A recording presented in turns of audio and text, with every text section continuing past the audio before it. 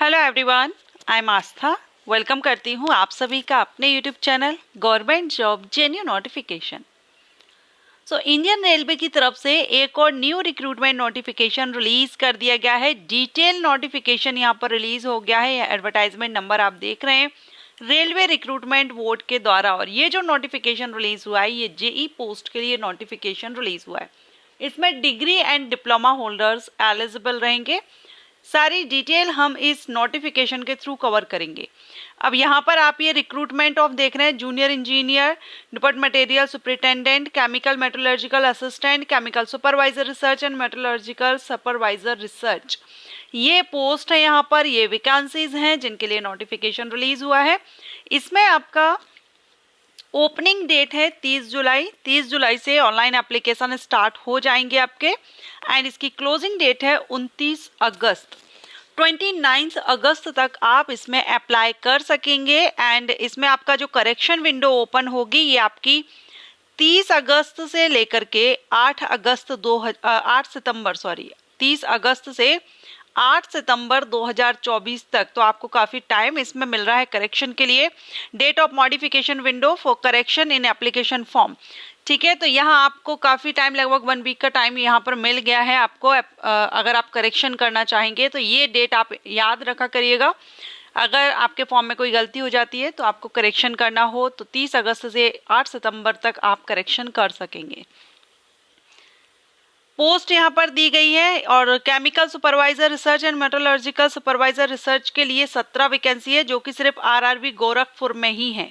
Okay, बाकी यहाँ पर जूनियर इंजीनियर की है, डिपोट मटेरियल सुपरिटेंडेंट की एंड केमिकल मेट्रोलॉजिकल असिस्टेंट की जो वैकेंसी है ये लेवल 6 से सैलरी है, 35,400 से सैलरी है। एंड इसमें 18 से 36 साल एज है। और इसके लिए वैकेंसी आई है 7,934। दोनों को मिलाकर के टोटल 7,951 7,951 टोटल वैकेंसीज हैं। ये जो एज है ये 18 से 36 साल ये रिजर्व कैटेगरीज के लिए नहीं है, अनरिजर्व कैटेगरीज के लिए। अगर आप अनरिजर्व कैटेगरी से हैं, जनरल ओबीसी कैटेगरी है, ओबीसी कैंडिडेट को भी रिलैक्सेशन मिलेगा। जनरल जो कैंडिडेट होंगे उनके लिए 18 से 36 साल एज लिमिट यहाँ पर रखी गई है, ठीक है। अब इसमें इंजीनियर, जूनियर इंजीनियर के लिए वैकेंसी है। तो इसमें हम देखेंगे, सारा क्लियर करते हैं। जैसे आपकी जो एज है 1 जनवरी 2025 से काउंट की जाएगी, 18 से 36 साल। रिजर्व कैटेगरीज के कैंडिडेट को रिलैक्सेशन मिलेगा, वो हम आगे देखेंगे। और इसमें आप स्टेज ऑफ एग्जामिनेशन देख लीजिए। 2 स्टेजेस में आपका सिलेक्शन प्रोसीजर होगा। पहला यहाँ पर CVT computer based examination 2 stages में ही आपका रहेगा। And document verification and medical examination, ये आपका सिलेक्शन प्रोसीजर है। इसके बाद नेक्स्ट यहाँ नेगेटिव मार्किंग देखें तो एग्जामिनेशन में नेगेटिव मार्किंग भी रहेगी। 1/3 मार्क माइनस किया जाएगा अगर आप रॉन्ग आंसर देते हैं। इंडियन सिटीजन अप्लाई कर सकते हैं। आप इंडियन सिटीजन हैं, किसी भी स्टेट से बिलोंग करते हो, जिस जोन से, जोन वाइज वैकेंसीज आई हैं तो आप जहां से भी अप्लाई करना चाहें। एज लिमिट वैसे अभी हमने देख ली थी, 18 से 33 साल रहती है नॉर्मली। लेकिन यहाँ पर मैंने आपको बताया था, अपडेट आया था, इंडियन रेलवे में जो वैकेंसीज आएंगी उनमें 3-3 साल का एज रिलैक्सेशन सभी कैटेगरीज को दिया जा रहा है।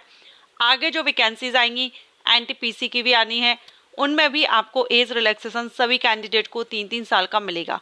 तो इस तरह से यहाँ पर 18 से 36 साल एज अनरिजर्व कैटेगरीज के कैंडिडेट के लिए है।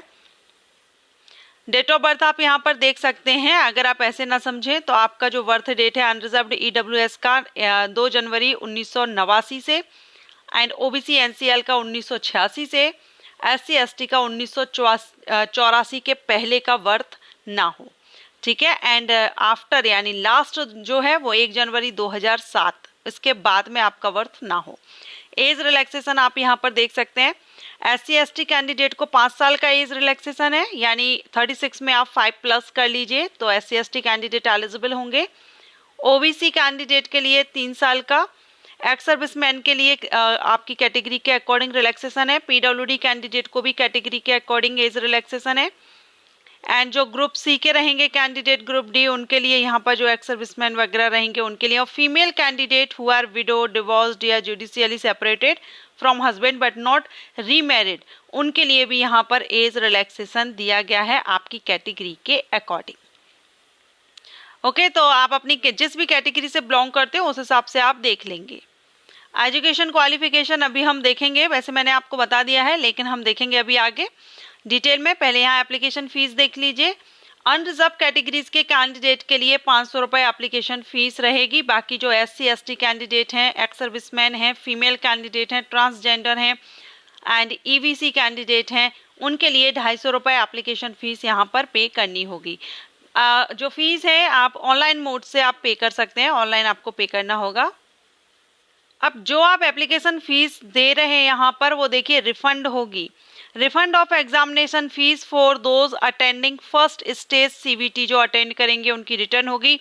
All candidate must clearly mention the bank detail, इसलिए आप अपनी बैंक डिटेल को फिल कीजिएगा। जब आप एप्लीकेशन फॉर्म फिल कर रहे होंगे तो उसमें आपका जो भी बैंक का name, name of account holder, account number and IFSC code, जिसमें आपके जो फीस है वो रिफंड की जाएगी। जो अनरिजर्व कैंडिडेट हैं जिनको 500 रुपये फीस जमा करनी थी उनको 400 रिटर्न हो जाएंगे रिफंड, एंड जो 250 रुपये जिन्होंने की है जो रिजर्व कैटेगरीज में है उनको 250 रुपये हो जाएंगे। ओके, तो ये रिफंड हो जाएगी आपकी जो अटेंड करेंगे फर्स्ट CBT। रिक्रूटमेंट प्रोसेस में आपका 2 स्टेजेस रिटर्न एग्जामिनेशन होगा, जिसमें आपका first stage CBT 1, second stage CBT 2 and document verification and medical examination. ये आपका सिलेक्शन प्रोसीजर है। टोटल अगर हम देखें तो ये 4 स्टेजेस में आपका सिलेक्शन प्रोसीजर है, CBT 1, CBT 2, DV and ME। CBT 1 जो आपका होगा ये सभी पोस्ट के लिए कॉमन रहेगा। CBT 1 ये 90 मिनट का आपका एग्जाम होगा एंड टोटल 100 क्वेश्चन इसमें किए जाएंगे। First stage CBT is of screening nature and the standard of question of the CBT will generally in conformity with the educational standard, जो भी रिक्वायरमेंट रखी गई है उस हिसाब से यहाँ रहेगा। इसके बाद में यहाँ पर short listing of candidate for second stage. First जो CBT होगा उसे जो शॉर्ट लिस्ट होंगे कैंडिडेट वो सेकेंड स्टेज के लिए, and candidate who are short listed for second stage CBT availing the reservation benefits of community PWD ex servicemen shall continue। ठीक है, तो ये यहाँ पर आप याद रखेंगे। अब इसमें आपका मैथमेटिक्स का आप सिलेबस देख लीजिए। General intelligence and reasoning, general awareness and general science, ये आपका CBT 1 का सिलेबस यहाँ दिया गया है। एंड जो जनरल साइंस है ये आपका 10th स्टैंडर्ड CBSE सिलेबस का रहेगा। मैथमेटिक्स से आपके 30 क्वेश्चन रहेंगे, number of question and number for each section 30 marks का। जनरल इंटेलिजेंस एंड रीजनिंग में 25 क्वेश्चन 25 मार्क्स, जनरल अवेयरनेस के 15 क्वेश्चन 15 मार्क्स, जनरल साइंस के 30 क्वेश्चन 30 मार्क्स। टोटल यहाँ पर आपके 100 क्वेश्चन 100 मार्क्स के हैं। 90 मिनट की टाइमिंग इसमें आपको दी जाएगी। इसके बाद आपका सेकेंड स्टेज CBT होगा। जो फर्स्ट को क्वालिफाई कर लेंगे उनका होगा सेकेंड जो CBT होगा इसके लिए आपको 120 मिनट की टाइमिंग दी जाएगी और टोटल इसमें आपके 150 क्वेश्चंस रहेंगी। एंड ये जो syllabus, the question will be of objective type, so CBT 2 भी आपका ऑब्जेक्टिव टाइप रहेगा। एंड इसमें आपका जो सिलेबस रहेगा वो आप देखेंगे general awareness, physics and chemistry. Physics and chemistry आपका 10th स्टैंडर्ड लेवल का रहेगा। Basics of computer and application, ये यहाँ पर टॉपिक दिए गए हैं। Basic of environment and pollution control and technical abilities. Okay, अब यहाँ अगर हम subject wise number and questions देखें तो जनरल अवेयरनेस से 15 क्वेश्चन 15 मार्क्स के, फिजिक्स एंड केमिस्ट्री से भी 15 क्वेश्चन आएंगे, basic of computer and application से 10 questions, basic of environment and pollution control से भी 10, एंड टेक्निकल एबिलिटी जो रहेगी इसमें आपके 100 क्वेश्चन 100 मार्क्स के रहेंगे। तो इस तरह से टोटल 150 क्वेश्चन 150 मार्क्स और 120 मिनट की टाइमिंग इसमें आपको दी जाएगी। अब यहाँ पर आपका डिसिप्लिन दिए गए हैं, डिप्लोमा इन इंजीनियरिंग या bachelor degree in engineering technology. तो यहाँ पर आप ये डिसिप्लिन देख सकते हैं जिसमें इनमें से किसी में भी आपने किया है तो आप इसके लिए अप्लाई कर सकेंगे। Educational qualification BSc chemistry and physics exam group CMA के लिए, एंड ये केमिकल मेट्रोलॉजिकल सुपरवाइजर के लिए degree and diploma chemical technology, and यहाँ पर भी आप देख पाएंगे। ठीक है, तो BSc जिन्होंने फिजिक्स केमिस्ट्री से किया है वो CMA के लिए रहेंगे। बाकी आप डिटेल में आप नीचे भी देख पाएंगे, आपको नोटिफिकेशन में आगे बताया गया है। देखिए, जब आप यहाँ नीचे स्क्रॉल करेंगे नोटिफिकेशन, तो आपको इस पोस्ट वाइज डिटेल मिल जाएगी। यहाँ पर पोस्ट नेम आप देख सकते हैं, यहाँ पर आपका सैलरी का लेवल दिया गया है। बाकी यहाँ आप डिपार्टमेंट देख लीजिए, डिपार्टमेंट वैसे आपने डिसिप्लिन ऊपर देखे, उनमें से किसी में भी आपने किया है तो आप अप्लाई कर सकेंगे। यहाँ पर मेडिकल स्टैंडर्ड, देखिए मेडिकल स्टैंडर्ड सभी में डिफरेंट दिया गया है। इधर B1 है, B1 है, C1 है, V1, A3, B2, A3, C1। तो ये आप देख लीजिएगा आप मेडिकली फिट किसके लिए है और आपने किस डिसिप्लिन में किया हुआ है, क्योंकि मेडिकली फिट होना बहुत ज़रूरी है।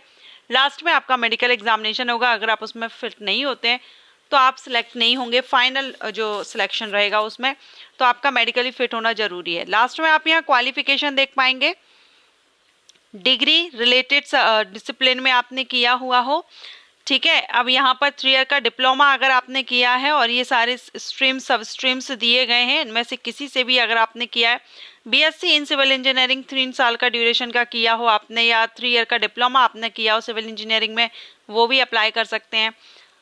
एंड यहाँ पर भी आप देख पाएंगे, तो सभी के लिए, क्योंकि जिस डिसिप्लिन या जिस सब्जेक्ट से आप कर रहे हैं उस हिसाब से यहाँ पर डिसिप्लिन दिए गए हैं, तो ये आप नोटिफिकेशन में चेकआउट कीजिएगा।